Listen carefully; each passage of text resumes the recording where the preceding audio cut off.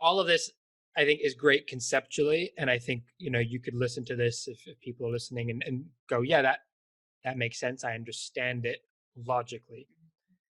Yeah. But obviously it's not that quick as sort of flipping a switch and then all of a sudden it's like you're enlightened. I think it's an ongoing life process anyway. But how do you work with people who are coming to you with challenges of ego or whatever it might be, which we all have, and help them?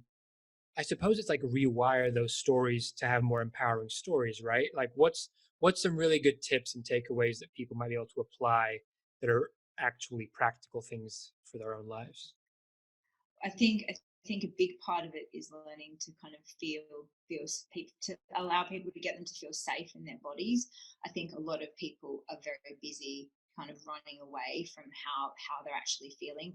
I definitely advocate for things like yoga and meditation and those sorts of things to actually allow you to get in touch with your physical body. But I actually use a process called convergence, which actually allows you to kind of explore your internal psycho-emotional language without being so heavily reliant on the cerebral. So what I try and do is I try and bring people back from this constant need to overthink and to kind of look at physiological cues.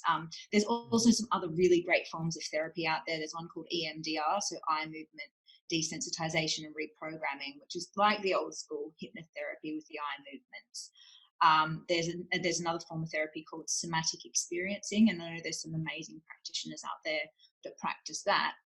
I do emotional and mental wellness therapy. So for me, I look at people holistically. So often I'll say, the most important things is to get the fundamental physiological things right. So things like regular food, regular sleep, and regular exercise.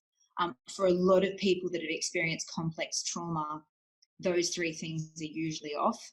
And particularly with the sleep bit, sometimes there's a bit of kind of internal reprogramming that needs to be done through this process of convergence that I was talking about earlier.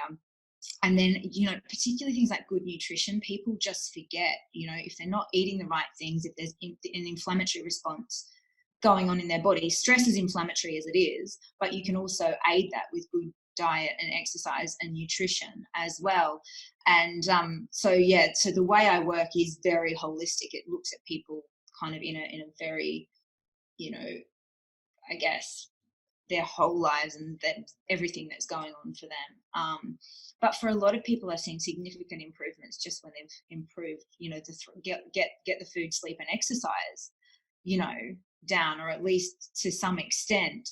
So that for me is one, really easy thing that people can do straight away or start looking at today. Yeah. And that's just like stuff we should be doing anyway. But obviously, especially with what's happening now with COVID, your immune system is the most important thing that you have power over. And like we want to be keeping that at tip top condition anyway. But I find it really interesting that there's a lot of commotion about what's happening, people talking about vaccines and all the rest of it. No one's really talking vocally enough around how can you boost your immune system, because if you do get this thing, that's really your best shot. And it's all, I guess, the stuff you spoke to, right? Like it's exercise, it's eating well, it's supplements, like getting the right nutrients into your body that are actually going to help you keep your immune system in a healthy position, because that's your line of defense. And that's probably going to be better than many vaccines anyway, generally speaking. I don't know, maybe I'm cynical. I just find it very interesting that that's not being mainstream discussed as much yet. And I mean, the fact is that we all need to get this thing probably to an extent to develop the antibodies required to protect the rest of the population from it. So if you do get it, it's like protecting yourself. Actually, I'm a bit of a hippie. I'm a bit I don't know, a bit witchy sometimes. And I've got a few things. Give me 1 sec. I'm going to come back and show you. All right. I didn't know we invited witches onto the show, but I think Lauran's cool, so we'll let it slide. I'm going to take it as though it's more like Bewitched style witch. One more. Yeah. I've got magic potions, right? Magic So I potions. grew up in my magic potions. I grew up in a place called Byron Bay Yep. in Australia, or Bangalore, which is a little village just outside of a place called Byron Bay. And my mother was told she couldn't have kids, and she had two.